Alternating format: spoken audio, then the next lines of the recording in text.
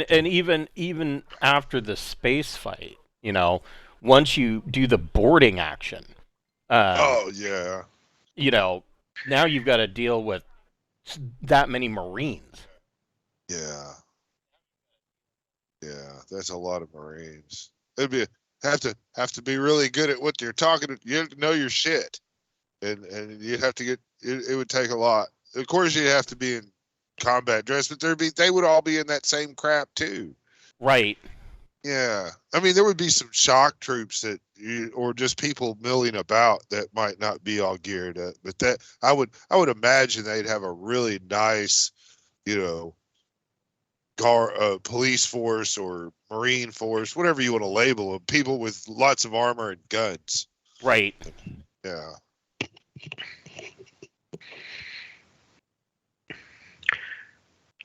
I don't think ships that side would have too much in the way of boarding actions. No, but they'll defend against you guys. Well, who are sure. going to board them. Right. But I mean, that size, you're going to blast the other person to smithereens with a salvo. Right. That's kind of my point. Assuming that you can get past the space battle, let's make that assumption. Let's say that you survive that, and then you decide that you're going to board that ship. Yeah. Because I mean, you have to if you're going to be a pirate. That's kind of part of it. Then you're going to have to deal with, literally, a battalion of Marines. And yeah, you gotta poison the food supply or something on a ship like that. Yeah, you're gonna get everybody sick and dead, and then start messing around. Yeah, it's not something that you're going to want to do a straight up fight on. But like I said, I mean, at the point where you would meet up with them, there will be auxiliary craft that you could, you could tackle one of them. They're going to be a lot smaller and a lot more vulnerable. Yeah, I think historically speaking, I don't think Blackbeard, Captain Kidd, or any of them ever went after a ship of the line. Ever. Well, frigates, a couple frigates. Well, Blackbeard's Queen Anne's Revenge, but that was more of that was a mix of good tactics and absolute luck on his behalf. But yeah, and he ended up walking away with a man of war.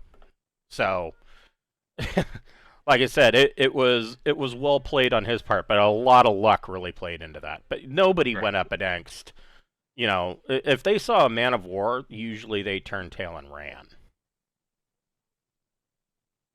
Which they could get away with because those smaller schooners were way faster than something weighted down with, 70 cannons. Well, that was the concept of the Bismarck and the Turplets. Commerce raiders.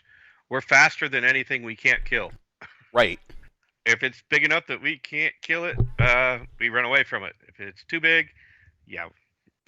Well, and that exact same design philosophy goes into the Harrier. I mean, it's got 6 Gs of thrust, so if it can't kill it, it has a really good chance of just running away. Although I was really surprised at how fast the smaller system defense boats are. Man, those things are quick. Well, if you think about it, any of the system defense boats are horrible to fight. Right. Because, for every jump, 10% of your ship is dedicated to fuel, plus, another 2 or 3% to engine jump drive for it. Right, and they don't have that problem. If you jump 4, that's 40% of your ship. Yeah, they don't have that problem. That 40% is now dedicated to more engines and more weapons. Yeah, more armor, guns, and maneuver drive. Yeah, system defense boats are tough nuts to crack. Yeah, ain't no lie. Which is why, for a while, when they were doing the Trillion Credit Squadron, which was a great game, I love that. They had the large carriers and the battle riders. Right. Your actual combat ships, it would be a 20,000 ton combat ship with no jump drive, but it would have the 100,000 ton ship that carried 4 of them into combat. Well, and speaking of the battle riders, it was funny because battle riders kind of not necessarily went away, but they were talked about in hushed circles, but try to find stats on them, and it was next to impossible. And they've now started to make a comeback in the High Guard 2022 update. They have some Battle Rider stuff, which I was very happy to see, because there's a lot of unanswered questions about, well, how do these ships get to a system if they don't have a jump drive? Well, that is your answer, is that they hitch a ride. Mm-hmm. Which, of course, just like any, Pacific. I'm playing a Pacific war game right now. Take out the carriers. I don't give it. Oh, look, he launched the strike. Look, he sent all these fighters in with his torpedo bombers. Yeah, but while they were gone, we blew up his carrier. Now what? Right? Yeah. Now where do they go? Yeah, we don't need to kill them. We need to kill their carrier. So Corey said he's on his way. But I will go ahead and bring us in. Welcome to the Pirates of Drinax. We'll be picking up where we left off last week. These guys are public enemy number 1 at the moment. I calculated your standing today. You are at -21, which means that a Imperial patrol has actually been sent out.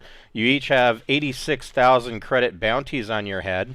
And it also means that you are at a -4 for any interactions with the law, and at a +4 for any sentencing if any of you are captured and thrown on trial. So that's a good time.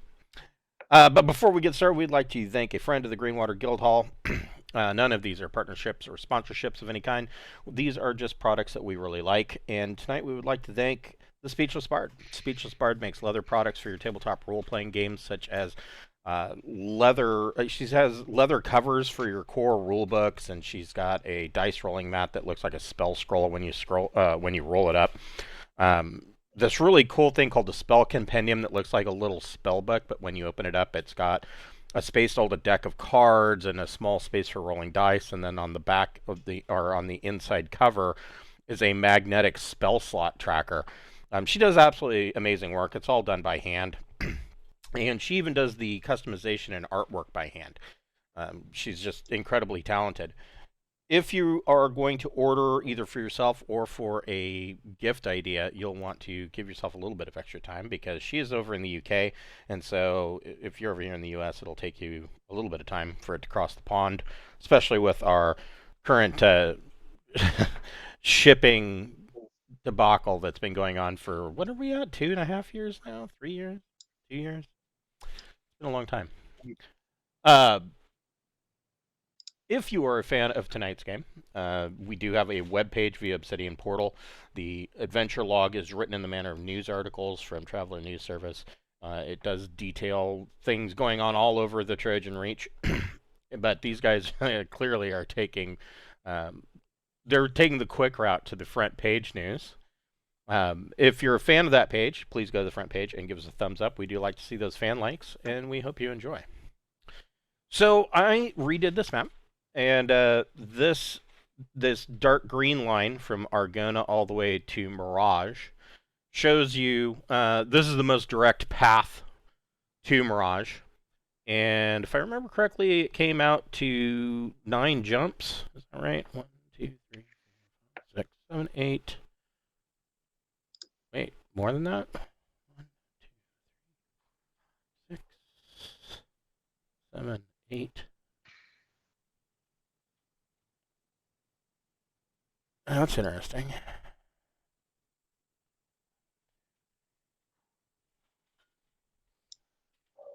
Yes, 9 jumps. So you're probably looking at a good 12, 13 weeks of jump time to get you from Argona to Mirage. Now, the other problem, of course, is that once you get to Fist, which is right here, you are inside Imperium space, where you are number 1 wanted with a bullet. So, yeah, everything in this pink area is danger zone. Now, as we were chatting earlier, there are a couple of options. Wes brought up well, we should go back to Drinax and get Shenanigans and take that ship. Well, the problem with that is you are on a schedule because you need to get to Mirage because you know that something is going on with this conference. And the conference takes place between X date and X date. And if you're late, then you are going to miss the opportunity to catch up with Jolly, and that kind of defeats the purpose of that. There are except that everyone would know that we were right at that point. If there's a horrible nano outbreak at this conference, then we could be like, I told you so. That's true. But then, it's still an issue of, let's create a theoretical. That some mad scientist, at the CDC in Atlanta released a plague. And so you went in and you killed him and everybody else that was infected with the plague, thus saving humanity. Yeah, you were right, and that's great, but it doesn't absolve you of murder. No, but if we say we killed that ship because it was infected, and someone infected shows up at a interplanetary conference and spreads said plague, then they'll be like, our killing was justified. Yes, we killed. That's true. That's true. But it was justified. What we told them, what we told the High Port was true, or Starport was true. But unfortunately, 2 nuclear missiles kind of removed all evidence of all of that. So. Right, but there's a ship heading to the conference. Right. That we're trying to chase down that is also probably infected, and therefore, when that ship shows up full of disease. That's true. What we were saying about there being disease out there is confirmed. So I think that the king's son, the king of Drinax's son, is going to the conference too. So yes, Prince Herrick is scheduled to be there. If he gets nano-botted, I think we might be in trouble. The idea that I had was to convince them that we're aboard the ship that has the nanobots on it, and then it'll get attacked when it gets into the space. Interesting. That's the best idea I can come up with. Another idea I had is, because it's my understanding that all the nano crap and everything kind of originated there in Bastion. Is that correct? No. The nano this current outbreak happened on Tech World. Right, but I'm saying, where did they steal the nano Newman from? Newman, okay. Newman, way up in Gazulan subsector, which is not far actually from Mirage. I don't think it's on this particular map. What if we sent a message to Newman saying that there was some of their, just kind of snitch the good doctor out, and let them find and capture and remove that? I mean, the result is the same. I mean, there might be some people that stole the nanotechnology that'd be in trouble, but I mean, that's not really our problem.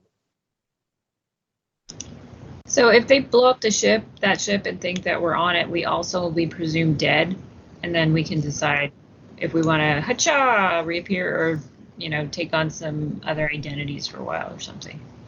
That is also a good valid. I'm into that. Also, I was thinking we could, not too far off of the proposed route is Acrid. And since that's a haven, we could see it. We could head to Acrid and see if they've got a ship we can swap for. If they'll cover the Capri Sun and give us, loan us a ship so that we've got a new, or hide, swap out a transponder sort of thing on Acrid as a haven, and then go back onto the path. The Harrier is very, very sneaky. That's the thing. I mean, it might be really wanted, but it's got the stealth jump. It's got the holographic hull. Right. Yeah. I mean, there's a lot of stuff we can do with that to keep our distance and sneak around. Of course, with that in mind, we could also just simply hijack the first ship that we think fits our needs, just jam their comms and take them, space the crew. They'll be quiet. Ransom them. Well, the other thing about this, of course, is that, and in having read this adventure, this isn't really brought up, but the sheer size of space is mind-boggling. You cannot wrap your head around how big space is, and so even if your ship is wanted and you're going through, a polity that there are arrest warrants for you, how likely is it that patrol cruisers are going to even notice you? Especially like Wes said, you have stealth jump, you've got holographic hull, you've got electronic countermeasures. How big of a likelihood is it that you will be detected at all? Especially if we turn our transponder off. Right. Well, I feel like if you're in a ship without a transponder running, then any starport that sees you will report a ship without, like that. To me, that's a bigger red flag. Right. Than Oh, yeah. I mean, if anybody sees us, we will be considered hostile and be told to turn our transponder on immediately if it's authorities. Which is why I guess to me it seems to make sense to take a little bit of time and see if there's an alternative somewhere safe. I like the idea of trying to rush out and make it look like we are on that ship. Yeah, I think that's great too. Yeah, I mean, if we could put our transponder code as the same name as that ship and do some pirating and boast who the fuck we are, that probably would get people assuming we're on that ship now. So I can think of a couple of problems with that idea. And the first issue with that idea is that the Lord Gerald's Fancy jumped out before you did. XE Starport Control would have seen the radiation signature of a jump, and they would have known that Lord Gerald's Fancy jumped before you did. Two, you did threaten the system defense boats and then made a run for it and jumped. So the Capri Sun, I mean, I don't know that they're going to believe that all of you were aboard Lord Gerald's Fancy. Somebody had to be aboard Capri Sun to jump it. Well, okay, so I was thinking a long time ago we did earn a favor with the scout service. Maybe they could say that they see, when they see the nanobot ship go by, they could call in a tip that they saw people from our ship board that ship, something like that. I don't know if they'll stop to check math to make sure it's possible if it's like the scout service calling it in, because they don't really have a motivation to lie to them. That's true. I mean, that could certainly help. I would think that, honestly, though, and I'm actually looking it up right now. I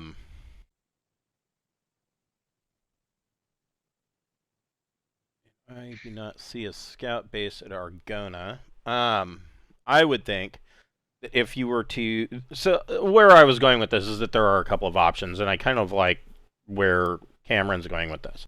So, one of the options, of course, following up with Cameron's idea, is that you could call in your scout service favor to essentially get access to another transponder code would be an option. On the flip side of that, you could technically leave Capri Sun parked at Argona, and there is, going through the area, a subsidized liner Now, the benefit of the subsidized liner, I mean, aside from, spending 18 weeks on a cruise ship sipping fruity drinks with umbrellas in them and playing in the casino,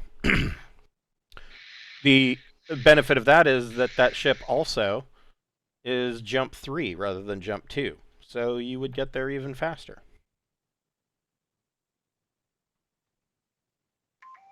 So we're trying to eliminate the threat before it hits the system. We could do both. We could call in the thing hoping they shoot it down and follow it just in case they don't. We have several jumps we can do to try to catch up with it too. I mean, right? Yes, I mean, so here's the other likelihood. So a jump is, what is it, 162 hours plus minus 1d6, I believe. That's how long you spend in jump space. The likelihood of you seeing her again before you get to Mirage is statistically very low, because either you'll come out of system right after she has left, and at this point you're at least a week behind her because you jumped back to Argona, where she would have gone through Cordon. Well, I guess you're not really a week behind her, but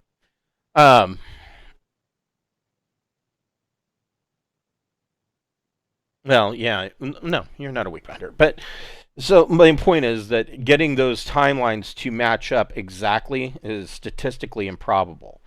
And like I said, space is really, really big. So then there's the idea of sending out a message is unlikely to have any effect, because you're not going to even see an X-boat route until you're all the way up here inside of Imperial space, and you're not going to get a message through with any... most messages aren't going to go through faster than you can already travel. If we win the race to Mirage, we can sit stalk and then theoretically kill that ship and then get the fuck out of Dodge when it arrives in system. If we get there first and it appears, then we could. We know that it's going to that system. Yeah, Just right play now, the race. all of your evidence points that she's going to be heading to Mirage for the Interfaith Conference. The only real question is how you decide to get there. I mean, you could take the Harrier and risk it, which, I mean, like I said, space is really big. What are the chances that they're going to detect you? And you can outrun most things, so there's that. We can give the information. I mean, just the warrants that they put out on us for when we hit another ship deep in Imperial space. If we just run out, we don't have to come back down this way. We can go right from Mirage to O'Keefe, and then go leave Imperium space, and then figure out where we want to go from there. I mean, right? Yeah. Well, we just have. I mean, not from O'Keefe, but I see what you're saying. Yeah. Yeah, just get the hell out of Imperium space right after we do our job, and then take the long way home, if that's what we're gonna do. But giving up a very nice ship, even if it is highly wanted, I mean, that's gonna make the interaction with this other ship just that much harder. And if they're nanoed and they're going to infect everybody they come across, we've got to hit it before it docks anywhere in Mirage, or the King's Son is assimilated. Right?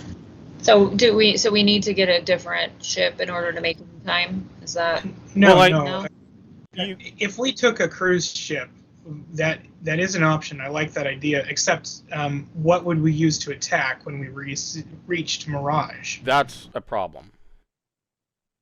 That Yeah. Taking the cruise ship would automatically, and I mean, really, this is a kind of a foregone conclusion. Anyways, you're probably not going to do another space battle. you're going to get to Mirage, you're going to have to go planet side. You're probably not going to find her, just hanging out in orbit. It's just unlikely. I mean, if she's going to the Interfaith Conference, she's going to be on the ground. So the issue with the cruise ship would be that you can, of course, get to Mirage. Getting off, you're going to probably have to book another cruise ship to get off, or steal a ship. Either way. So where does the cruise ship take off from?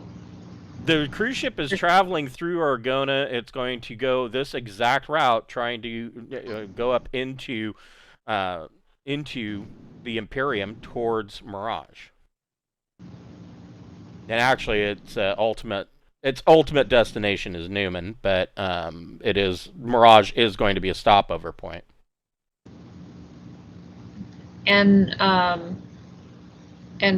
we'll probably beat her there if we take that one. Is that the deal? So it has jump 3, so it is going to be considerably faster than both your ship and hers. Okay, so we could do that and stalk the the docks and wait for her to show up. Right. That, of course, would be an option. That is an option. Would we have difficulty bringing our gear on a cruise ship? Oh, yeah, most certainly. Yeah, I mean, you're probably not going to have... This is a downside to the cruise ship. You're not going to be able to bring battle dress and stuff like that. Okay. Well, we'll need that, I think, to deal with this lady. It's going to be bananas. Okay.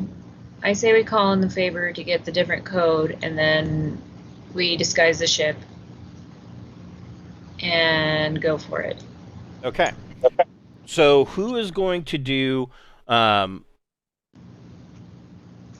who's going to do the artwork for the holographic display to change the look of your ship?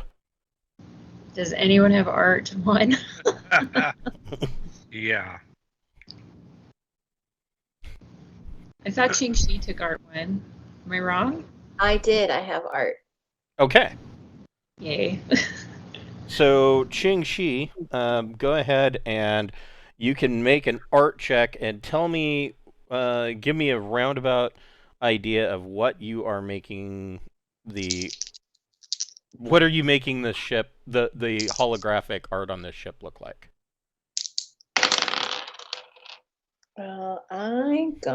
Is it art plus anything else, like intellect? Yeah, it would be your choice of either intellect or education. Okay. 7, 8. It'd be, so that's only 9. Oof. That's still successful. Technically, you made it. Can we look like a convent ship full of nuns? Yeah, you want to make it look like the air quote nuns that all look like they popped out of the Matrix movies. Yes. Okay. So I think something like what were they called? The Sisters of, I don't remember. What planet was that? Where I got a guy murdered because I used a guy to murder someone and then got him murdered for his trouble. Oh God. Because the girls rappelled down from the ceiling. Right. Wow, that was a while ago. It was like in the very beginning. Yeah. We can try and look like a them. I can't remember. It's like the Sisters of the something. It sounds very pious, and then it turns out that they're more murder hobo-y than we are. Right. Mercy? I don't know. Sisters of Mercy? That could be. I don't know what it is. It was something like that.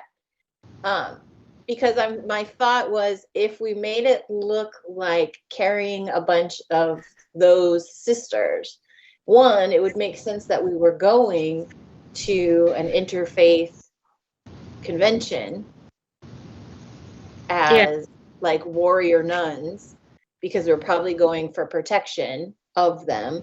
And if we got hailed, Captain and I could take on the comms and sound like Sisters of Mercy badasses.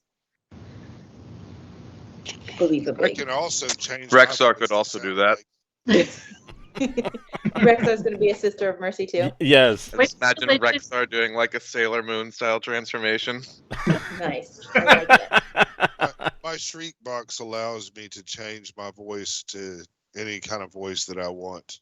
Cool. Well, I mean, I could use your voice or anybody's we've heard along the way. What religion lets you like cover up your face or weird big thing to disguise you? I don't know. Well, I mean, there's so many religions in the Uncharted space. You could probably invent one, and nobody's going to argue. Wait, let's do Right, but I like the idea of a known one. And I like the idea of a known one that would likely be armed. And I like the idea of a known one that would have weapons. Right. That would be the Scientology ship. They won't fuck with us. Because making it up is all well and good, but I think it's easier to be a trademarked, already armed, already battle ready group. Because I think it would make the ship less suspicious. That's true. Okay, so you'll pick a religion. I just can't remember. What was that? The psychopumps? It wasn't. Oh yeah, the psychopumps. It might be the psychopomps, yeah, from And Torball. it was like sisters of something that were affiliated with, I think, with the psychopumps. That's possible. I can't remember if it even made. It might have made the. Man, that was so long ago. I've forgotten all about that. Yeah, that was one of my favorite moves of my tabletop role playing history. Right. So I remember. It was really nice to trick someone into doing murder for me. Right. And walking away a hero. Right. Well, and David played into that too, and I don't remember. Of course, whenever something religious is about, he always plays into it, but not. Oh man, I don't remember their name. So that could be a possibility, of course. And that would give you, now that you've done that, that will give you a +1 check to any deception checks. And then Keith, you need to make a electronics computers check plus intellect or education. And so this favor that you've called in essentially provides you with a registry number that's already in the system, but is not associated with a name. So, Keith, you can make a electronics computers plus either electronics computers or a mechanic check plus intellect or EDU, and then you just need to come up with a new name that the ship is going to be flying under. Okay, let's see. All right, so that is 13. Okay. And the new name. Any ideas on the new name for the ship? For the Capri Sun? Let's see. The Hawaiian Punch.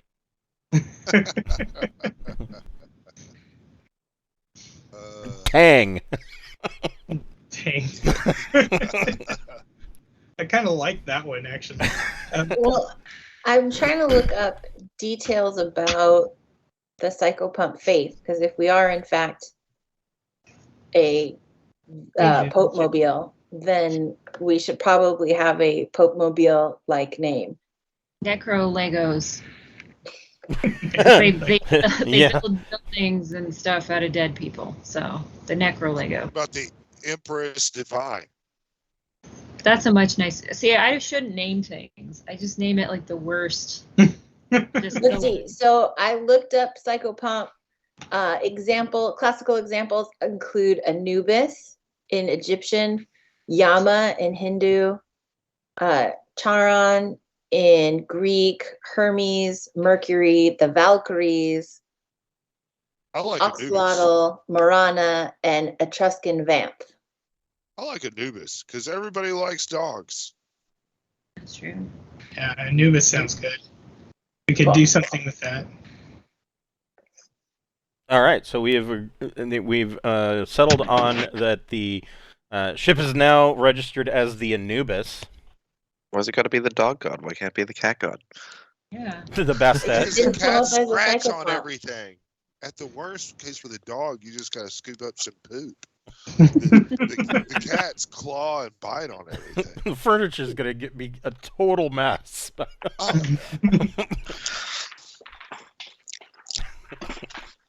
I'm just imagining inside of Rexar's quarters, there's like a human-sized scratching post with rope tied around it, you know.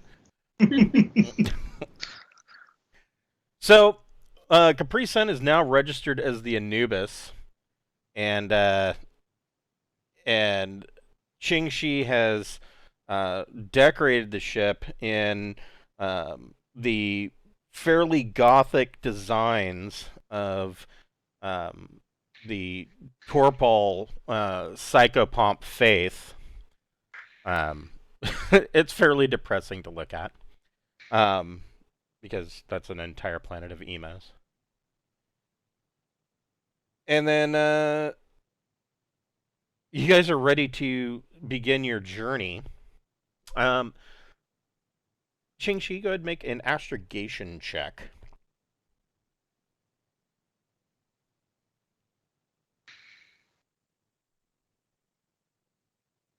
Astrogation plus intellect or education. 8. Okay. And Keith,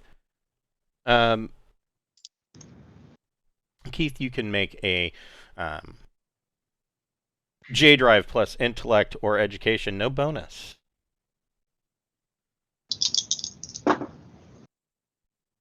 $12. Okay.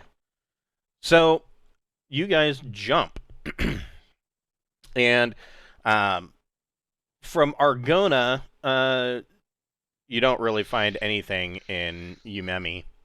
In Wildeman, you do find a bit of evidence that there was some kind of altercation between a damaged ship, a damaged far trader, and another ship, and the authorities at Wildeman just kind of played it off as a typical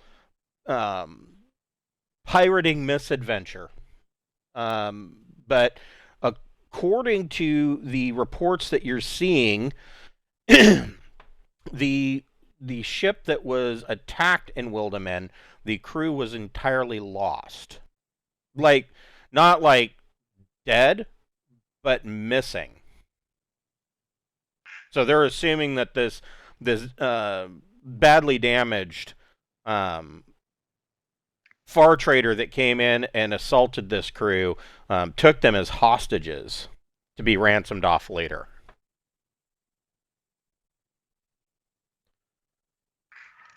And then you get to Fist. Now, Fist is a know-nothing outlying system, which is unfortunate because Fist itself is actually a fairly beautiful world.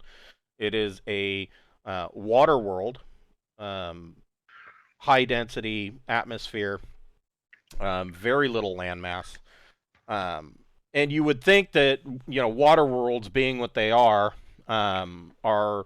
actually fairly desirable. But Fist, because of its location, really isn't that. There's really nothing here because it's so far off the trade lanes, and the broadcast that you get when you get into the Fist system, an automated broadcast welcoming you, it is the gateway to the Trojan Reach. And clearly this audio broadcast is for ships coming, from the Imperium into the lawlessness of the Trojan Reach. But I don't know. Somebody at Fist thinks that that's a tourist attraction. Aside from that, you don't find a whole lot of anything. Then the question is, now Fist has a gas giant, and they do have a small Class B starport. And when I say Class B, that's kind of pushing it. It is a high port. Are you going to dock at the high port, or are you going to do some wilderness refueling and just move on? Does anybody have a reason to stop? Does anybody need to pee? I think if the whole point of why we're ditching a safe plan is to get there first or get there fast, then it doesn't make sense to stop. I agree. Okay. Also, since she's like assimilating things, it seems like our plan might be to get to the planet and then just get the prince off of it and leave, because I don't know how much of this we're gonna. So, how many people were kidnapped? The ship that was hit at Wildeman had a registered crew of 3. Okay. So there are 3 missing. Correct. Okay. Is Mirage Tisney Zazzle's thing? Am I remembering it right? No, Tisney Zazzle is over in the actual Trojan Reach. Oh, okay. Who on Mirage needs religion all of a sudden then? I don't remember. So the news article was about the fact that Marquis de Haub is the one who has had the touch of death brush against her dusky cheek. She has actually developed a allergy to the anagathic of choice. And so for the first time ever, she's actually having to face her mortality. And Don't know this person, do we? no, in fact, she's not even really a marquis. She has the highest noble rank that she has is actually dame, but money can buy titles. She has a fuck ton of money. In fact, in your journey, you learned a little bit about Mirage.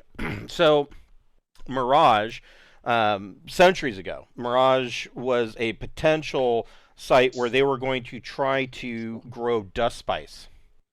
And dust spice generally grows in arid desert regions, but it's very fickle. It grows in only a few places. Well, they had high hopes that they were going to get it to grow on Mirage, and they failed miserably. But in the process of trying to get dust spice to grow, they discovered the true treasure on Mirage, and the true treasure is these small spiders. Here we go again with the goddamn spiders. They love spiders in this game. The Mirage, where is it? I even have a picture. There we go. These are what the spiders look like. Hey, I gotta go. I'm seeing the spiders, and I don't want any part of it. So the true treasure was these spiders, and they discovered that these spiders, when you crush them up, they release a psychoactive hallucinogen. And they turn this into a product called Mirage Liquor. And Mirage Liquor is usually sold to medical establishments for mental health capabilities. It is also sold in extreme VAT quantities on the illegal market. The thing that makes Mirage Liquor so great over other drugs and hallucinogens is that it allows for lucid dreaming. So you drink some Mirage Liquor, or as they call it, drink the waters of Mirage, and you are the master of your dream. And you can do anything you want in your dream, and you will remember it later with perfect clarity. And so this, of course, has made the consortium. Originally, it was a consortium of these Mirage liquor farmers, bug farmers. They became outrageously wealthy, like literally overnight. And then, of course, the consortium fell apart because each farmer was very adamant about protecting their individual plot of land with their bugs in it. And so they pretty much all got rich on their own. There's a huge black market in selling Mirage liquor off-world for illegal purposes. And then, of course, there is, of course, the pharmaceutical industry has a huge interest. So that is the major thing that you learn about. Now, the research you did into Mirage about this interfaith religious diversity conference. Essentially, these conferences take place around the Imperium every so often, and the bureaucracy sees it as a necessary evil. The bureaucrats hate it because it's a pain in the ass, it costs money, and it's a lot of paperwork and work that these guys don't want to do. In this case, Marquis de Haub has come along and said, "Hey, I will go ahead and host this at my Pink Chateau." It is a mansion castle built out of pink crystal in Halberville, her own personal town.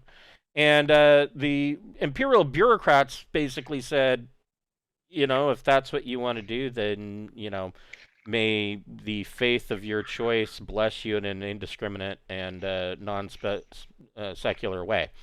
And so that took the impetus off of bureaucracy to put this thing on, and all of these different religious guys are going to show up at Mirage to discuss things such as, proselytizing in starports, and, what about Imperial law versus religions that have psionics as a part of their religion, et cetera, things like that. It's all going to be terribly, terribly boring, unless you're a theology student. And that's basically what's going on Mirage. And most of these religious types, they don't even take it as seriously as you might think. They're getting to go to a pleasure planet with, a lot of drugs on it, and it's an all-expenses-paid trip, so why not? It is by invite only, unless you are an accredited member of the clergy of whatever said religion. And so when you get there, you will need to secure some kind of invitation. Now, you do have an inn, assuming that Prince Herrick is there. But we're getting ahead of ourselves. The big thing is, while you are going to the gas giant in Fist, you're prepping to do your wilderness refueling. Who's running sensors? Probably be me, I guess. Okay. Yeah, Ting got the best. Yeah. Okay. So, Ting, go ahead and make a sensors plus intellect or education check. And you get a +2 to that because the Harrier has fairly decent sensors.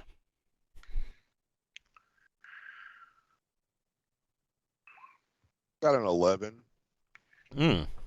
So, this gas giant has a, like most gas giants, it does have a ring system. There are numerous planetoids around that are usually being mined. And Ting, you pick up a ship, a very small ship. There it is. You detect a small shuttle that is leaving one of the planetoids, and it registers as the Emma. And on an 11,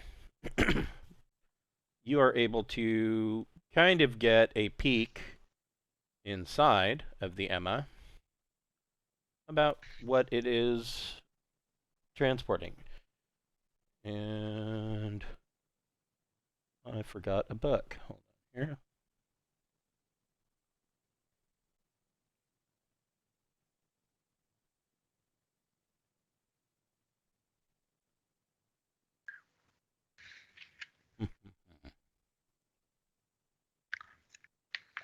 think that's the first time I've done that in this game, is forgot a book.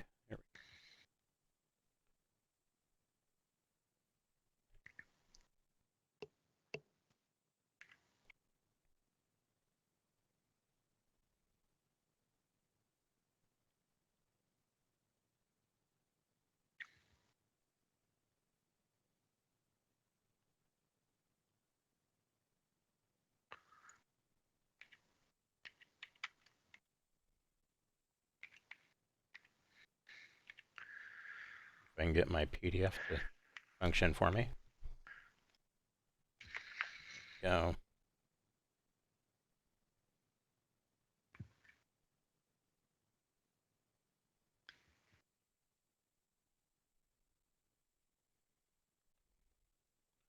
So the Emma is currently transferring. So it's registered to a Captain Nils Alfney. Captain Alfney's ship, it's a small, like I said, cargo shuttle, currently is stocked with 30 tons of, well, 35 tons of cargo. I'll pass that information on to everybody on the bridge, because I'll be speaking out loud. Here's the Emma's little shuttle. Looks like it's packed full of cargo, but that is that. I mean, I don't know if you guys want to risk your new transponder, Ked, by pirating another ship. This is, of course, up to you. I think it's a distraction. I mean, Yeah, we're trying to make good time. we're actually in Imperium space. Pirating in here is different than outside their. They take big offense into doing crap inside their zone. That's true. All right, so Qingxi, go ahead and make a dexterity. Make a piloting plus dexterity check for your refueling effort.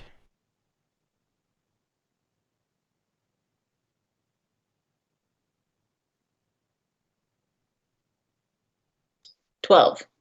Okay, so Qingxi makes this look easy. She goes in, she refuels, and the Harrier refuels, and you continue on. So one more time, Qingxi, go ahead and make a astrogation plus intellect or education check. That's a routine check.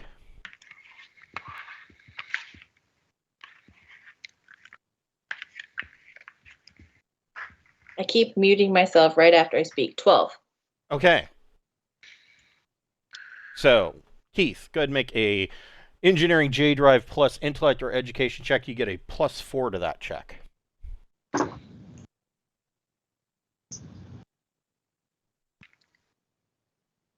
So that's 16. Wow. Okay. Yeah. So you guys, between the two of you, you guys have an excellent flight crew. So like between the two of you, you just make this look easy.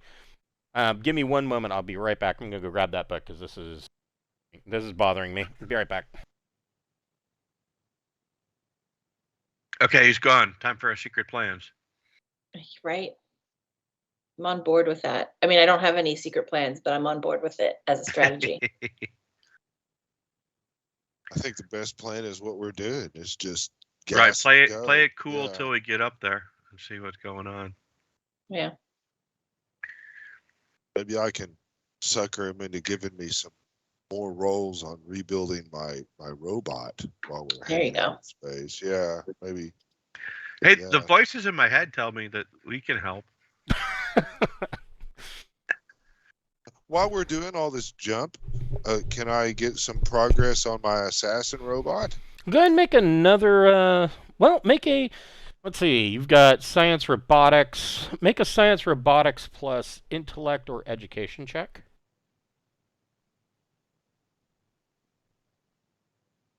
I actually can help. You could. Oh, yeah. I welcome the help. I'm not greedy. Do you want me to make a check? Yeah, go ahead and make another check. Okay. I got a 12. Woo. 11. That's still Okay. nice rolls, yeah. Good team. Good So team. between the two of you and your the AX-57 astromech droid, he's kind of helping out too, of course, because wherever Keith goes on the ship, he's not far behind. You actually you're down in the cargo hold, and you're actually getting this robot to start to take shape again. You're still missing some key components. You're going to have to essentially go on a little bit of a shopping spree, perhaps when you get back to Tech World, which would be a great place to pick that stuff up. You could buy the circuit boards and whatnot, but once that's done, you will have this droid. It's like stacked with stealth and all kinds of stuff, isn't it? Yeah, it is. Well, I'll find some stats for it, it's in the robot handbook. I will get some stats to you for that. We'll discuss that because it won't be ready this adventure for sure.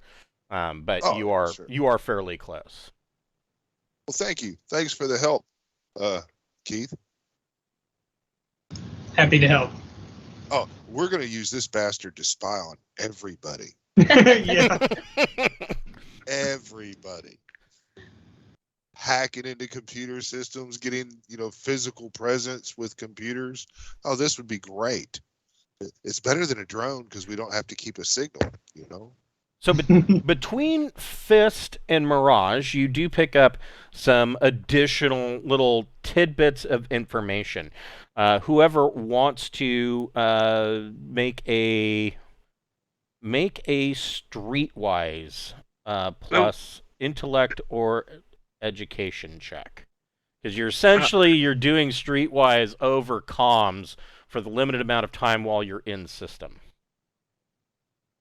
I got a streetwise skill. I can make a try. Okay.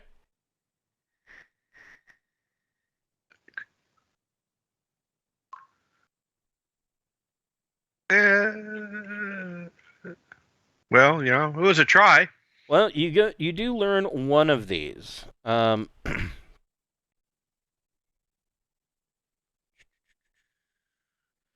So the piece of information that you find, Ox, is potentially fairly lucrative. There is information floating around that the Florian Trade Company is attempting to find travelers that have contacts in the pirate community in the Trojan Reach, especially along the Drinax chain, along the Dust Belt. And what they are essentially wanting to do is they are wanting to pay protection money so that they can ensure that none of their ships will suffer from pirate attacks. The more worlds that can be guaranteed as safe, the bigger the payout. So presently, it's worth a half a credit per ton of cargo per system. Well, I will pass that on to the captain. So that could be essentially something that could pay out quite well for you. Free money. Right. Well, it's more than just money because that's a TL-15 society. And that also helps us get around that Golden Queen bitch or whoever's in charge there now. That would give us the opportunity to circumvent her with the trade of the whole floor. Is that right? Essentially, well, I mean, yes and no. Yes. I mean, it would definitely, if word were to get out that it was you guys doing the protection, that would probably assist you in any dealings that you might have in the future with the Golden Queen. The other part of that, of course, is, like you said, it's free money. Now, the fact of the matter is, you're not the only pirates that are pirating along the Dust Belt, so some of that free money that would come in, you would probably have to pay off to get these other pirates to knock it off. And essentially, the only stipulation on this is just don't attack Florian Trade Company ships. Everybody else is still free game. Just leave those ships alone.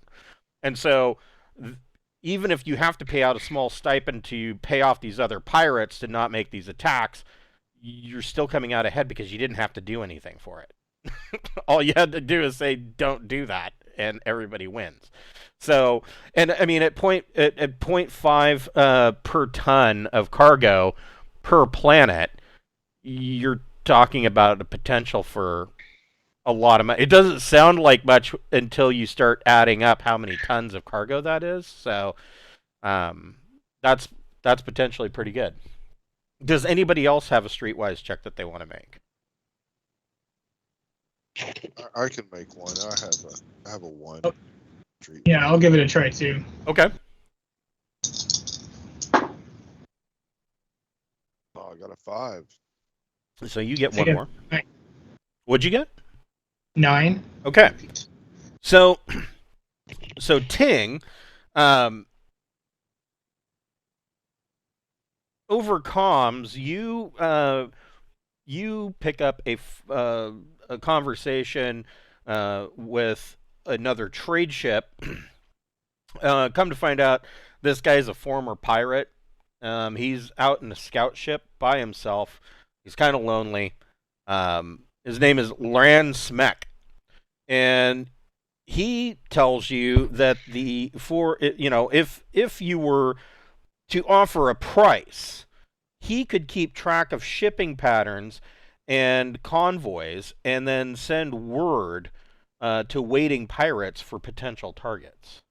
So ships that are coming out of the Imperium, he could let you know that they're on their way for the lucrative targets before they get to the Trojan Reach so that you could set up, say, an ambush. Well, I'll definitely record his contact information. Okay. But I mean, any kind of we have to assume that anybody we deal with here could be an undercover cop of some sort, and striking deals with them now while we're on the way to a mission. I highly advise against that. Did we lose Carrie? It does look that way. No, I'm here. Oh, okay. Yeah, I saw you You're drop. not I saw you drop out of Roll20. So. Oh no. There you are. On mine, I can see my bleary face. I can still see I'm down here. I don't know. Okay, probably just a weirdness of Roll20. So Maybe. this guy, Loran Smek, tells you that he usually operates out of Fist. So if you can make him a decent enough offer, he's willing to pass on information. Okay. He says, how about a price of 1,000 credits per ship?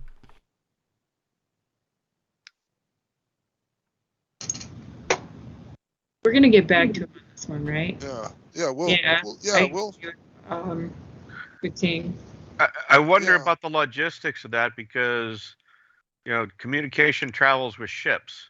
Right. So how does he get the information ahead of the ship to us, with us to have time to react? Well, he has a network of trade ships that ply back and forth, and some of them have fairly decent jump range. So he's sure that with a jump 3 vessel, he can get you information quicker than a lot of maybe. other trade captains.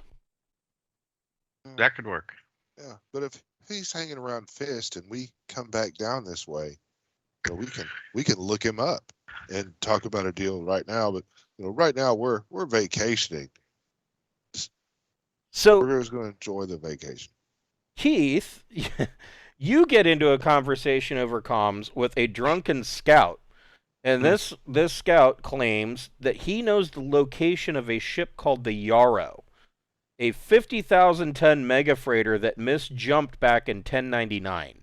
He says that the Tobiah Commerce Guild faked the misjump and claimed the insurance on the ship and the cargo, and they're just waiting a few years before bringing her back into service under a new name. Right now, that 50,000-ton ship is sitting out in an obscure system, almost completely unprotected. Interesting. That's definitely interesting. Yeah, I like this. Is it in Imperium or outside? He says that it is actually out in the rift. Oh, really? It's a rift. It's out The rift. here. Okay. That could be a trap too. I don't know. That sounds really cool. I want to give it a shot sometime. After we escape Nanobot. He says for 10,000 credits, he will give you coordinates to where this ship is.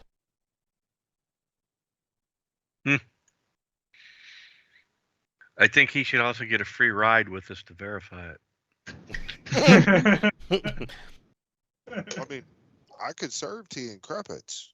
I've got plenty of credits. I'll pay 10,000 credits for that. Yeah.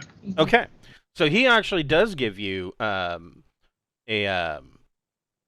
actual location. It is actually out here, right here, just a couple of parsecs away from the Usher protostar system, which is basically a scientific anomaly, and the quickest route there would be from Helifil, and he says it's just sitting out there, man.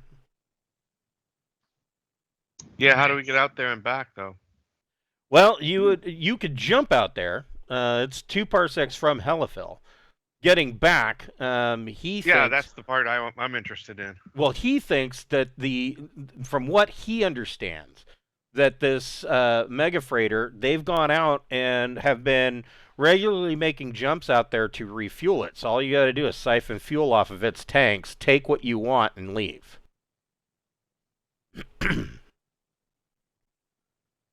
We should do that sometime soon.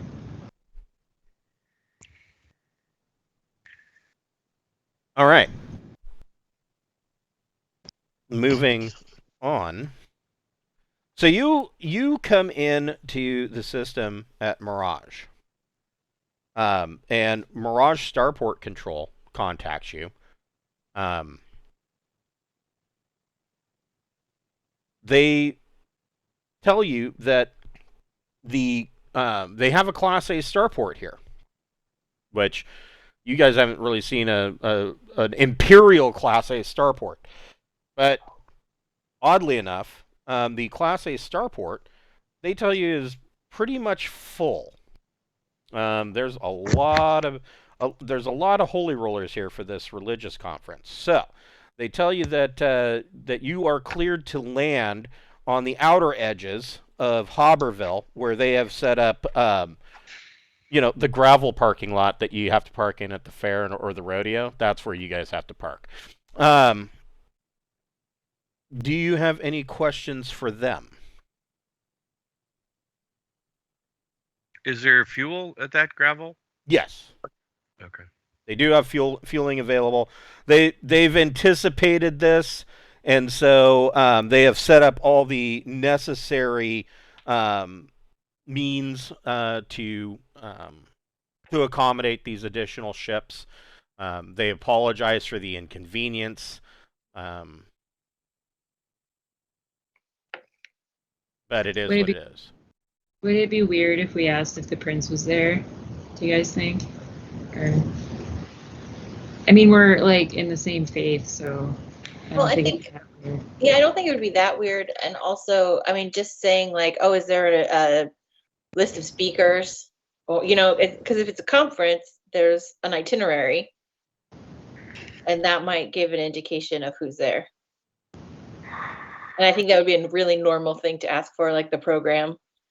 For the conference, so that we can meet and provide security where needed. So we have Prince's information, so we can just send him a comms message directly. So Prince Herrick is actually going to introduce. Basically, he's going to be he's going to open the ceremonies. He's not expected to really speak on any particular religious subjects, which I mean, he's only been Space Pope for Torpal for like a hot minute, so he may not even know all of the ins and outs of the religion yet, and they're a little complicated. But the main speaker, of course, is going to be Archon Dreek of Newman, and there are a number of other luminaries that will be speaking. There's an archbishop from Soleimani space, a Catholic. There are numerous smaller religions from all over. There's even members from Church of the Mind, which is a psionic religion that tries to claim that they have secret underground psionic institutes, but nobody's really confirmed if they're real or not. I mean, there could be some potential there, but nobody's really, done any investigation. And most of the time when the Imperial authorities investigate into them, they come up with next to nothing. And so they just give up. They think they're just a bunch of kooks. But Prince Herrick will be doing opening ceremonies. Now, as you're coming in to land, this is Hobberville. This is the Pink Crystal Mansion. And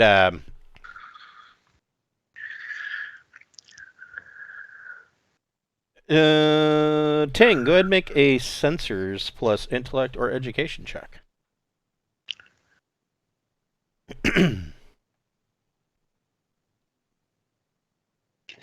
It's 14. That's pretty good. So you detect that there is a heavily damaged. You detect the ping from Lord Gerald's Fancy land, and it is in one of the on one of the gravel landing pads. And the reason why the Lord Gerald's Fancy initially comes up is because it is showing residual radiation effects still. And when you fly over Lord Gerald's Fancy, you can see that it has had some rather interesting repair work done. It's very patchwork, but one of the biggest things that you note is that where the particle beam blast hit it, that looks like it has been, like something has been melted and patched over. It's very peculiar repair work. But other sections of the ship you see that are pitted, like some splashes of acid hit it, and water drop sized chunks of metal came out of the hull. But there's nothing that you can think of that would have done that. Is there a way to send communications to Prince Herrick's ship or not? Prince Herrick is staying at the mansion. Oh shit! Is there a way to call it? I don't know. You could. Somebody can make a comms plus intellect or education check and see if you can get through. Who has? Is electronics comms or? Yes. Yeah, electronics comms plus intellect or education. I have one. I'm trying to get through. We need to tell him. I have 2 on comms. Oh, okay. Go 14. Do we have any ship bonuses or anything? No, unless you're doing countermeasures. No. 15 Okay. with a crit. Yeah.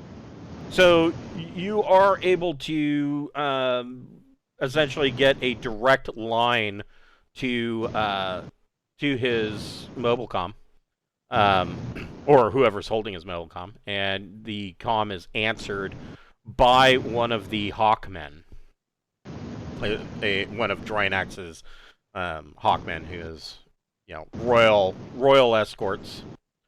They want to know who you are, why you're calling. Oh, I'm gonna put that straight to the captain. Just kind of point. You're on. Hold on, let me put this on speaker. Yeah. They'll know who I am right away, won't they? We're very famous on Drinax. I would Yeah. assume so. Yeah. Yeah, I want to warn them about the nanobots and strongly just- advise them to leave. I just have one thought, and it's probably bringing up more trouble than it's worth, but is the bounty on our identified heads, like individually or on our ship? Individually, you each have an 86,000 credit bounty. Okay, so maybe if you don't know who exactly you're speaking to, you should, I don't know, go like this. Yeah, that's kind Hey, what's up? Just because, like, I would Hello, really fellow hate for some peon in the prince's court to be like, hey, I can make a lot of money. Are we on a secure circuit with those? For. We need to make sure we're on a secure circuit with those guys too before we say too much. You know what? Let's just send them the sensor data that we got and tell them, like, we're convinced that it's nanobots. Cool. Make a your choice, either diplomat or persuasion, plus your social. I just think we, even if they're people from Drinax court, we really should not advertise That's true. Yeah. that it's us, because the prince would probably be happy to have us help him out, but who knows about the assistant that gets shit on all day long. Man, put a bounty on your guys' head and look how smart you guys suddenly get. 11. Okay, so he, this Hawkman guard, tells you to hold on for just a moment, and he puts Prince Herrick directly on the line with you. Prince Herrick is a very, very quiet individual. I don't think that you guys have ever actually heard him speak. When he does talk to you, it is his voice has almost no emotion to it. Like, it's just a flat tone. He says, this is very concerning. Is there something that I can do to assist you? I suppose the only thing would be to convince other people that this has happened. So if they want to leave, that they'll be able to. He says, Or yeah, are we telling him to get off planet as soon as possible? Yes. Yeah, he needs to go, and if he wants to tell other people to go, then more power to him. So he he doesn't feel that it would be possible for him to get off, to leave just yet. He says that there are political and religious ramifications if he were to leave. Being in his new position as the head of church for the psychopomp religion, and the importance of Torpal being a part of the new kingdom of Drinax for his father, the situation of him just packing up and leaving at the first sign of theoretical trouble. And he uses that word specifically because he doesn't have any, aside from your sensor data, he doesn't have any direct evidence that this is even a problem here right now, this second. He does confirm that Archon Dreek is here, so he can let security forces know that this could be a potential threat. He wants to know if it would assist you, would you prefer to have an invitation to the conference? He can get you all invitations into the religious conference, and that way you could be inside and see what's going on here, and perhaps put the threat down before it really becomes an issue. Is that What do you... Yeah. That's my vote is yes. We do it. Provided, could he help us with aliases? I think we'll get cool robes. Whenever you're in a cult, you get like a robe. every cult gets a cool robe. Yeah, so he can he will put you on his retinue list as additional security. Sweet. Okay. All right. Fair enough. I hope we can take this thing down. So, you Qingshi, go ahead and make a piloting plus dex check to land.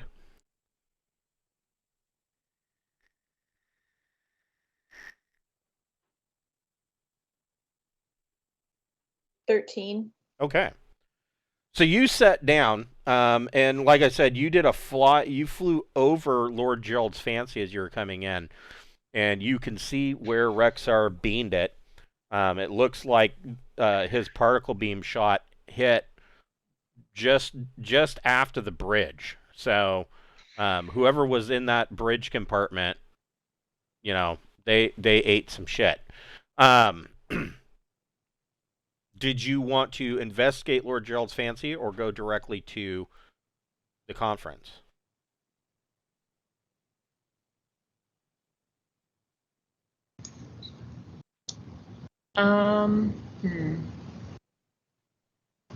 Probably should investigate, I'd imagine. We could use our scanner. If we park close to it, we could use our deep scan. Well, you're already down on their makeshift landing pads, and I mean, when you were coming in, you could see that in these makeshift landing pads there are hundreds of ships. So it's not like you can really shuffle around to get closer. All right. Can our sensors see any signs of life on that ship? Leave it empty or are not go ahead and make or would it be rude to do a full power scan in a parking lot? That's a good question. I mean, that's kind of like white looking people's ships, you creep. Yeah, that's kind of sketchy, but I don't know that there's necessarily a law against it. If Ting wants to make another electronic sensors plus intellect or education check, I would allow it. How about a 9? Okay, so you do pick up a neural pattern. It's a fairly strong neural pattern. It looks on your scanners like somebody who is either unconscious or asleep. Do my nanites talk to those nanites? Do my nanites be friends with your nanites? Not that I'm trying to make my fellow travelers nervous. But if we could go chop the head off the snake right now, if it's just resting. Yeah, let's do it. Let's make. Hold on. Why don't I see if I can figure out a way to identify who it is? I'm sure using psionics. I'm sure as Qingshi is talking, Rexar is already slinging his axe. Okay, let's go. No, I'm gonna grab him by the scruff of the neck and pull him back. Like, I feel like I'm having a few thoughts. Like, the whole thing was race here to stop her. We know that there's probably 8 people that came on that ship. And if there's 8 people to kill, okay. there's one signal there, then my math tells me that there's boop, boop, boop, boop, boop, 7 people not on the ship already. So I would like to confirm there'd be a point to trying to go on to Nano Heaven ship before we even make it in to stop whatever's going to happen. Okay, go for it. You have powers, use them. I think. Yeah, I do. So let me do some thought reading. So let's see here. what? So right, you are going to want to use. I guess my question is psionically, what are you specifically looking for? Well, I suppose I'm looking for evidence to figure out is the neural signal on the ship one, is it human? Because if I try and it turns out that it's like a not human brain anymore. You already you're the neural activity detector. I mean, this is what what Ting's scan brought in. Would look so a brain infected by it would look different than the scans that you took of the vagabond soul that you nuked. So those brain scans looked like people that had either had gone into a low birth or had taken the fast drug. This scan does not look like that. This scan looks like a normal living, breathing person who is either asleep or unconscious. Okay. But I mean, they behave differently in Ox's hand versus what else we saw too. That's true. So yeah, I mean, but I got a different strain. Right. Stuff. But who knows? I just feel like what I'm feeling right now is I'm attempting to use caution, and there is an attempt to persuade me to not be cautious. Ching-Shi just doesn't want to get the techno herps. Deeper and be more cautious. Right. Yeah, you don't want to get the techno herps. No, I get it. So, especially if it's my brain going in there, like I don't want to. I've already been fucked with enough that I want to know what I'm working with before I go into anywhere that can take me over. So I want to, let's see, sleeping would be dreaming. So that could be. And I would say that the range on this is distant. You could do life detection.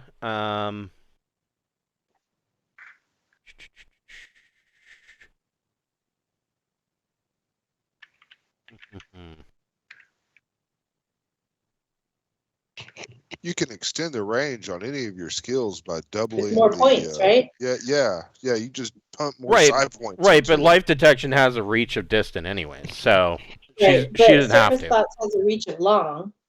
Yeah, but I mean, you could spend 4 points and increase that to distant. Right. I think that's more useful than life. Because apparently we already know that there's life. True. Okay, I'm gonna read surface stats and see if I get any, like, is there dreaming or anything like that. Okay, so make an average telepathy plus psi check. Ooh, I crit. Okay, 12, and then my psionic is 1, but what do I do with the 4 points? So your psi is temporarily reduced by 4 points. Okay, which would leave me at 7 if my psi is reduced by 4. So I don't know what that changes. That changes your. So what is your psi score normally? My psionic is 11. So that leaves you with 7. That changes your dice modifier. That changes your modifier from a +1 to a +0. Okay, so then 12. So after about almost a minute, 50 seconds to be exact, you are able to read surface thoughts. So you figure out that this guy is semi-conscious, like he's coming about. You learn that his hands are tied and he is gagged. You learn that he's wearing nothing but a tank top and his boxer shorts. Ting, have you been over So there? it's not the doctor, so I say we leave the ship alone and keep going.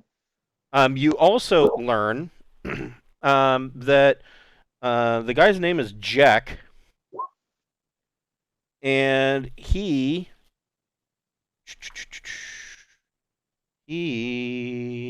was.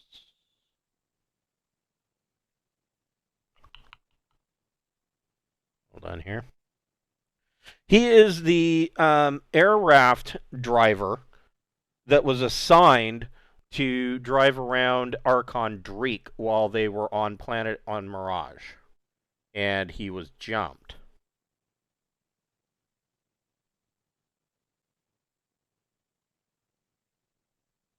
Ooh, so they've got an imposter planted with that Archon.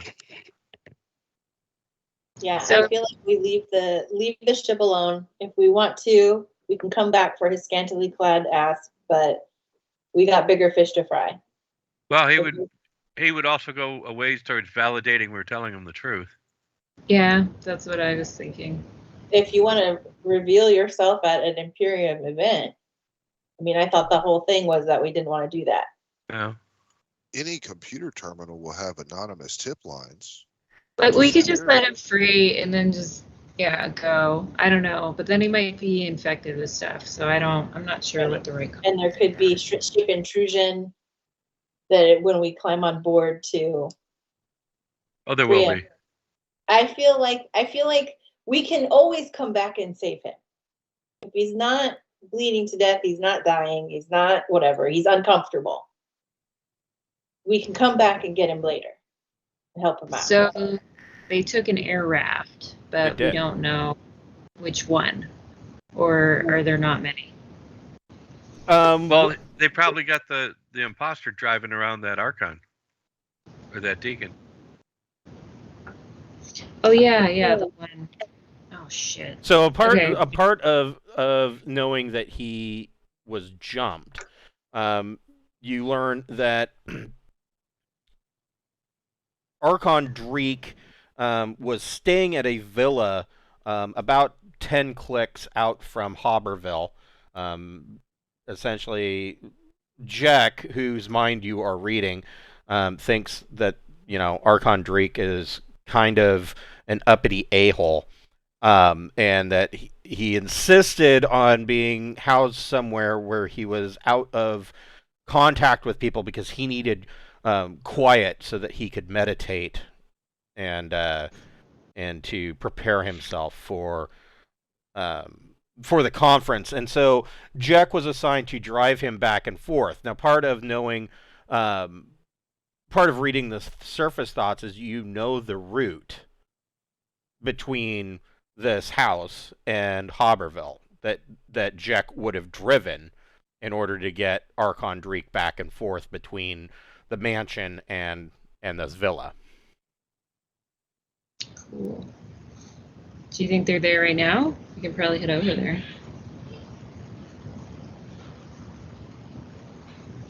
That's up to you. What do you guys want to do? That sounds like a Do we have time before the conference starts to do that? Sure. So the conference, it is essentially, this is like a 4-day conference, and it is, I forget the name of the day, but it is essentially a Friday. So you are here at the beginning of the conference. All right, let's go investigate the villa. Okay. How are you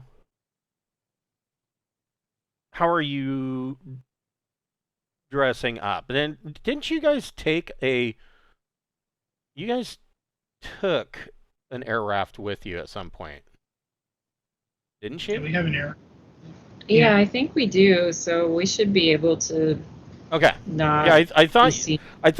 you had strapped an air raft into your cargo hold at one point. I think Ting stole it, as a matter of fact.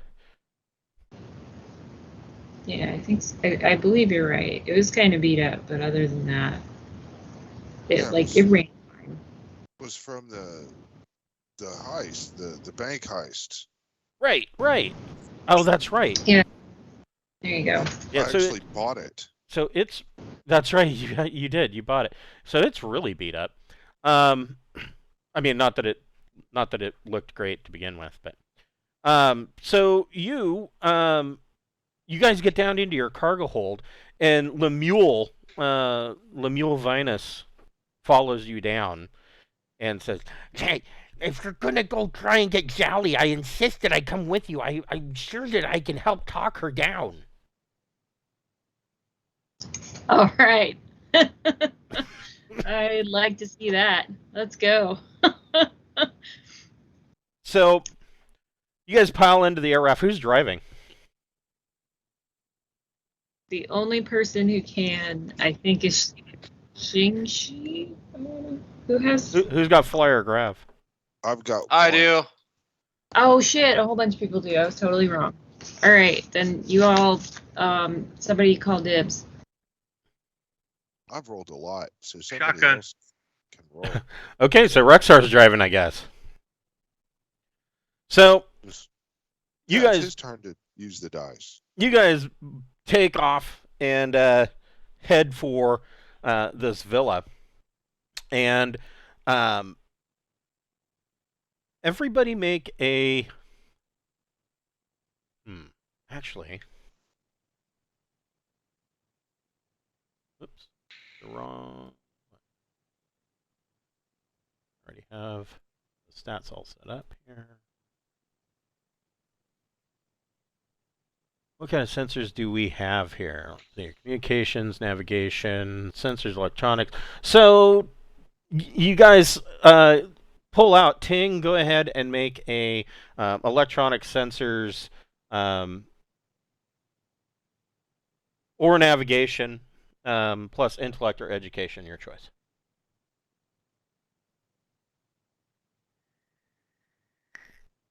That's a 15 Okay, so with a crit. So you are looking at these sensors as Rexar starts to take off towards this villa, and your your old beater jalopy of a air raft is spewing smoke out the back, and it backfires every now and again, and people turn and look at you. But the sensors that you're reading, you are seeing the path between the starport and basically the starport being in the middle between this path from the villa all the way to Hobberville. And you are seeing that behind you, on its way to Hobberville, you see another blip on the sensors. You see another air raft. And it's heading away. Is it headed towards that proposed path? It's heading. The, It's heading towards the mansion, not the villa. It's heading towards the conference. All right, time to do a U-turn. Well, there's going to be lots of traffic and other rafts. If there's, Are there? Or I would think, is there not people traveling everywhere and all kinds of rafts and stuff, or is it? this guy out? has like a weird need to be further away than everybody else. So thing. what you're seeing on sensors is that everybody kind of landed here slightly a couple hours before you got here, and the people that were going to go to the conference are mostly already there. And this air raft that you're seeing on sensors isn't on the main thoroughfare of these other craft that are going back and forth between the starport and Hobberville. You're seeing this guy's taking off, across the desert, open desert. Oh, we should go put holes in his craft. You should chase him if nothing else. Oh yeah, Let's do it. Okay. yeah. I will point him out. Look at these fools. So Rexar, make a flyer grav plus dex check. Let's see if you can actually catch up. Alrighty, here we go. 11. That's pretty good. You do catch up. You guys hang on for dear life.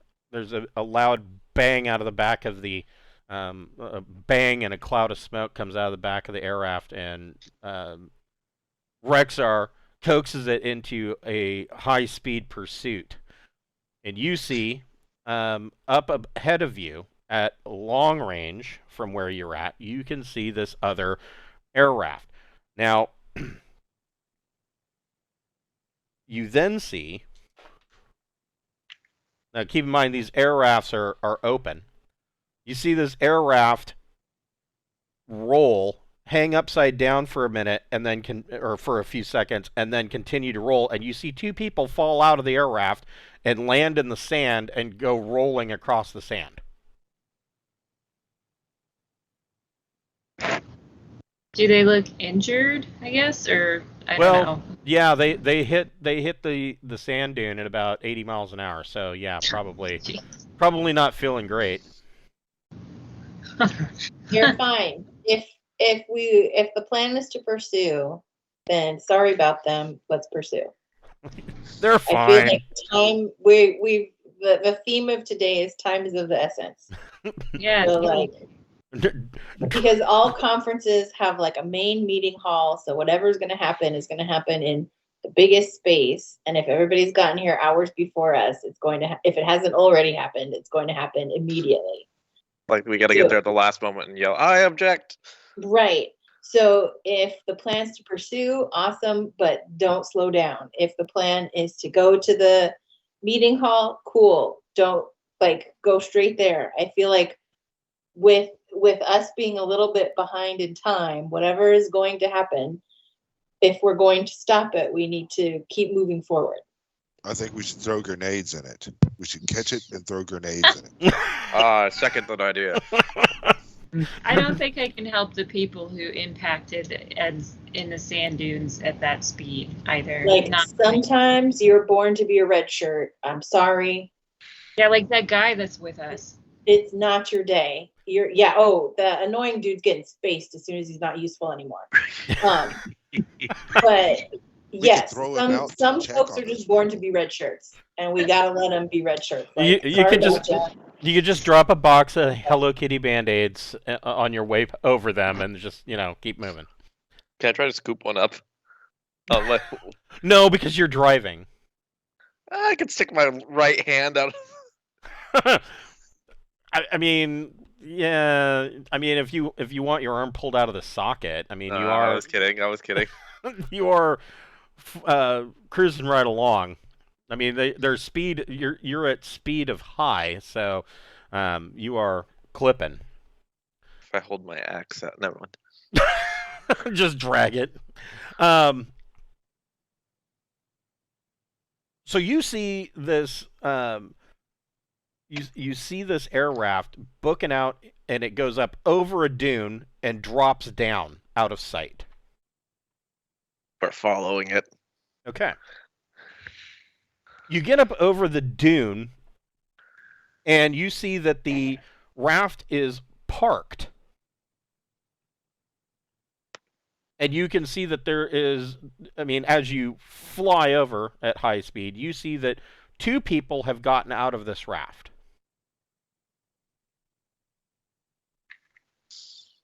Do we want to keep these people alive, or an EMP blast?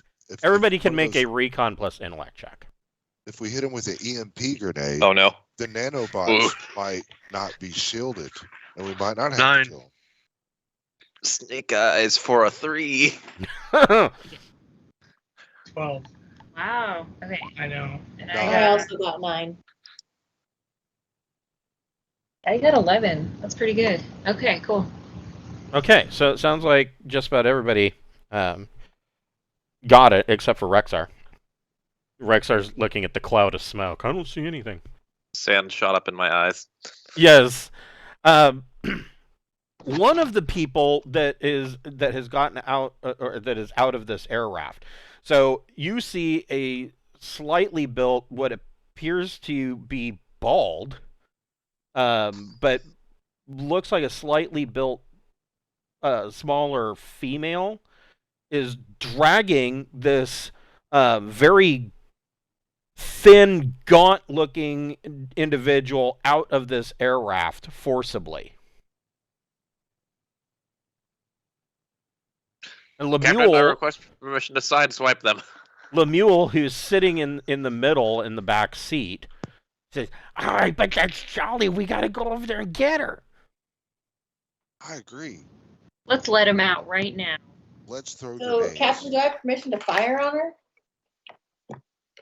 Let's boot this guy out of the passenger seat, and we will use our action to aim.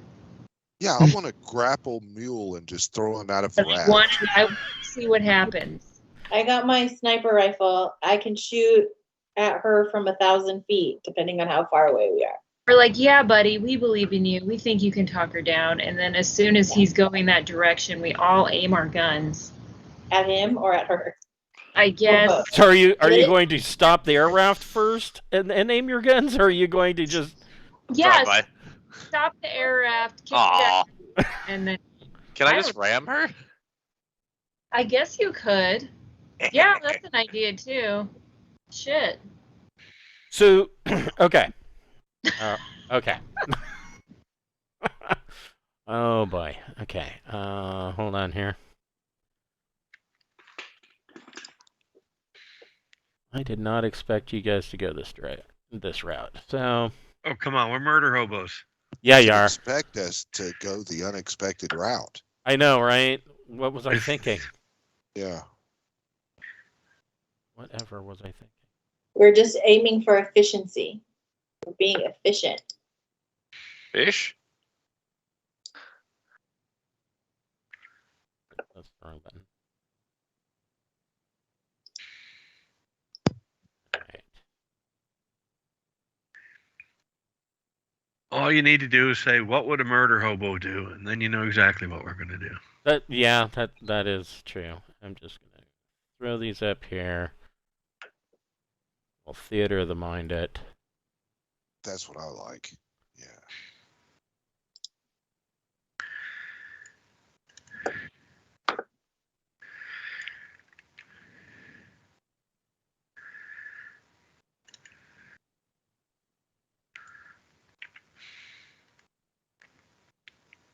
It works out that the Lemuel guy's here because I don't have any distance attacks, but I can beat the shit out of that dude. You're like, I've had it with this guy.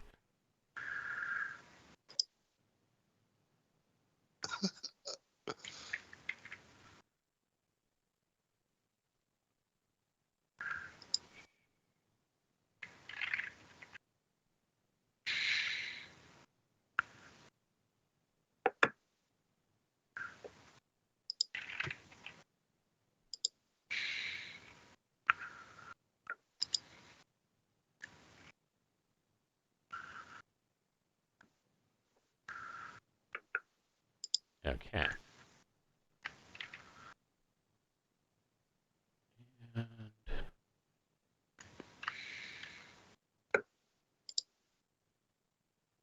I need one more.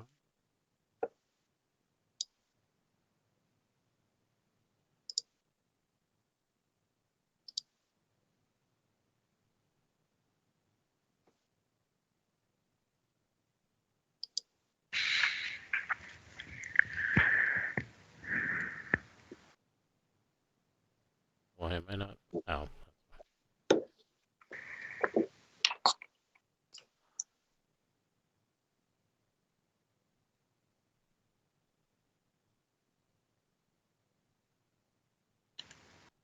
There.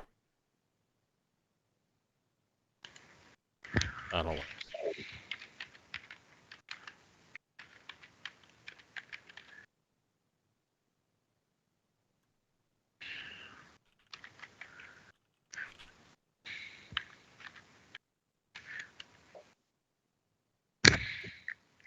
All right, everybody can roll initiative. Got to put Ting on the turn order.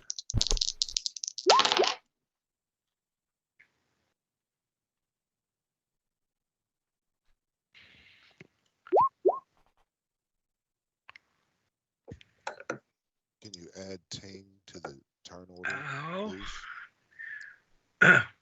So Oh, how I'm many sorry. minuses is a 4? It's like -4 or -3.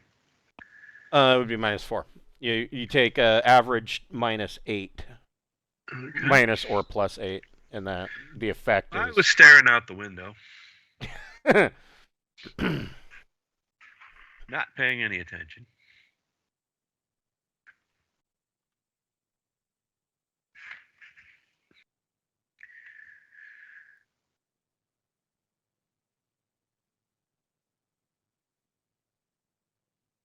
Okay. I So- got a 3. You got a 3. I rolled an 11, so I have a 3. I just can't change it for some reason. Interesting. There we go. There, yeah. All right. All right. So Rexar, you hop out of the air raft. What are you I doing? didn't hop out. Okay. What are you doing? I'm ramming her. You're gonna drop everybody off and then gas the air raft. Yeah. Wait, we need our guy to.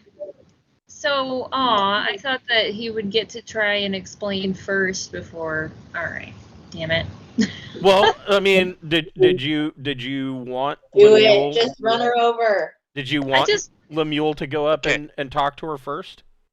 I wanted to know what would happen. It would also kind of be like a test case for us to. We might gain valuable information about exactly how she murdered us.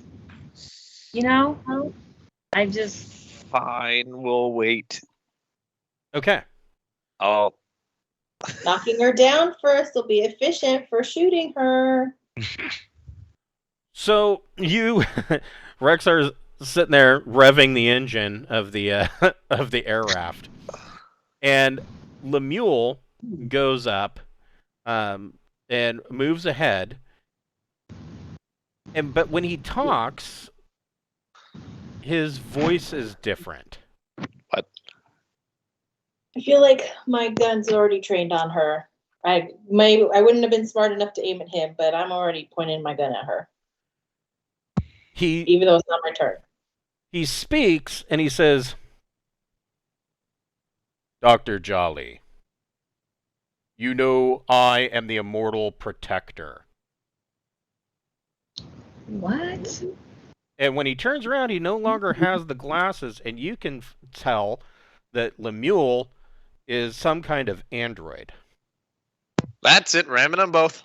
This fucking weird. And forming out of nanites in his hand forms an FGMP-16.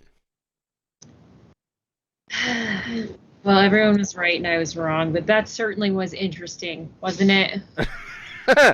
And he says, he looks to you guys and he says, "Do not harm Dr. Jolly. She is doing God's work."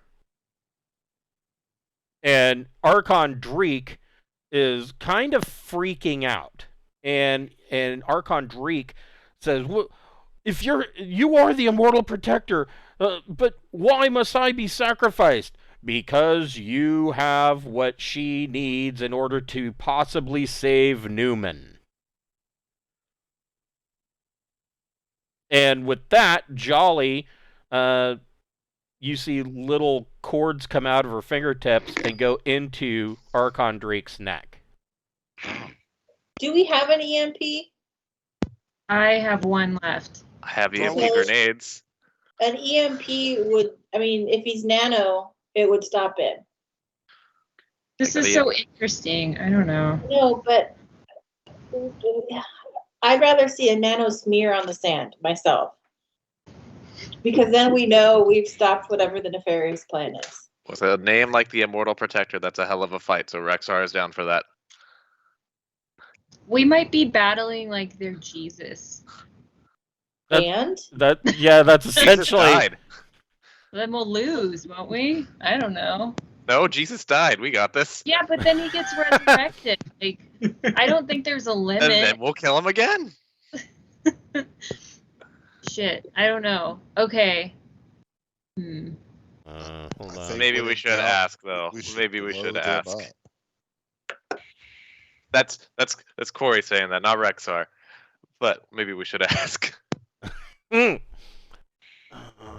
Okay.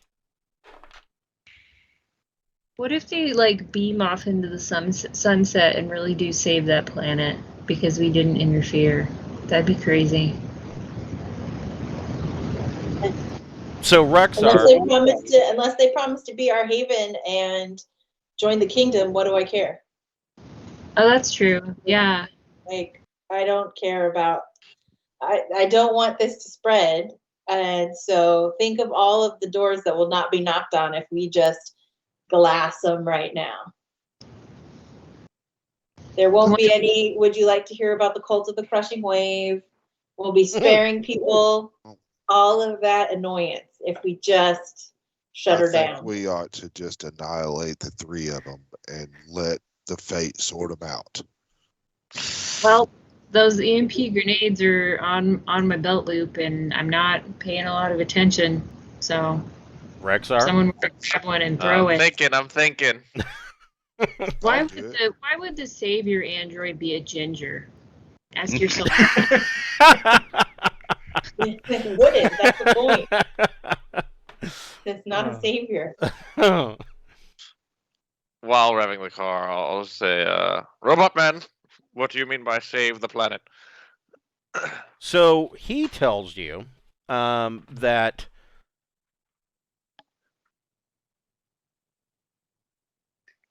he says that it is a possibility that Jolly Aster's plan to disable the nanoswarms using Archon-grade nanotech could potentially work. And if that is the case, he says there will no longer be any need for my existence. What is the need for your existence? The Immortal Protector's sole purpose is to basically protect the people of Newman against the nanite swarms. The legend, of course, is that he came down on a ship of silver fire and, he had an FGMP in each hand and he burned back the swarms with atomic fire and that, he basically saved the day. That's not what you're seeing here. You're seeing an android with nanotechnology that grew an FGMP-16 in his hand as you watched. We should fuck them off. That's still my vote. When you say possibility, give me a percentage. Not that I'm good at maths.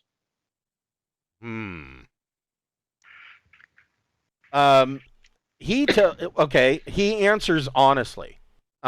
He says that there is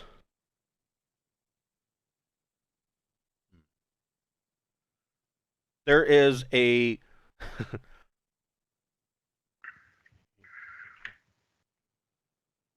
there is a 40% chance that her plan will work. Leaving it to the captain. Growing an FGMP out of your hand would be a pretty neat trick to learn. Yeah, especially since you've already got some nano in you. I mean, maybe a little bit of an upgrade would be kind of handy. I'm ready. So I'm kind of with Qingxi. If we don't interfere, can they give us anything? Can we haven there? Or to Newman? Yeah. Like if they go, it works. Make a diplomacy plus intellect or education check. Or actually make a diplomacy plus your social check. So when I say that, I'm mostly sarcastic. I think that they're probably planning hostile takeover by coming to the crowded central location where everyone will go back to their home planets infected. But why would they chase their own guy out into the desert and all that? I mean, they would have just gone. They're meeting up. As you are interacting with Lemuel and Jolly is extracting Archon level nanites from Dreek's neck. Archon Dreek says he doesn't want to save anybody. He says kill them both. He doesn't want to save anybody? And Archon Dreek has He's a dick, right? yeah. Well, Dreek's now being infected and like No, taken over. so He's gonna not. have He's not being infected. He's having his nanites extracted. So he knows what the plan is. Well, It's not really. He doesn't want to. So Archon level nanites are immensely protected by the Shield Church, and normally an Archon's job would be to protect the people of Newman. He doesn't want to protect either of these two. He doesn't really believe that this is truly the Immortal Protector. He wants you to kill them both. He has a voice that sounds like a like a drill sergeant retired and got throat cancer. our prince is here to open speak for this guy that's telling us to kill everybody. He's And telling then you to these- kill these two. Right. Yeah, everybody. But our prince is hooked up with a guy that they're robbing his nanotechnology from. And then these people have deceived us to get us to come out here. It just seems like we ought to go with the guy that's the ally to our prince rather than these strange, crazy, mad scientists. Wow, am I like outnumbered? Am I getting mutinied? I agree with the captain. With a name like the Protector, he's clearly a warrior of legend. He could have killed us at any time. And I he's just feel like and they he's- would have gone where people were if they wanted to infect everybody instead of out towards the cabin. That's what I think. well, and I mean, he's 'Cause got I- also a tech level 16 fusion gunman portable, so We that don't should have be a a lot of- great diplomacy tool. So I mean, I it only got- does 2 DD damage, but Is there any extra of that nanite coming out of the one guy that he yes, can I'm spare? sure there's just a geyser of nanites coming out of the guy's. No. Can I get a taste of that? So we'll go ahead and pause here, and you guys can mull it over for a week to decide how you want to start. We'll pick up if you decide you want to go thermal, we can pick up with the initiative stack and figure out what you want to do next week at 7:00 on Wednesday night. All I want right. to hit off those nanites. Thanks, guys. Thanks. It was fun. Have a good night, See y'all guys. next week. All right.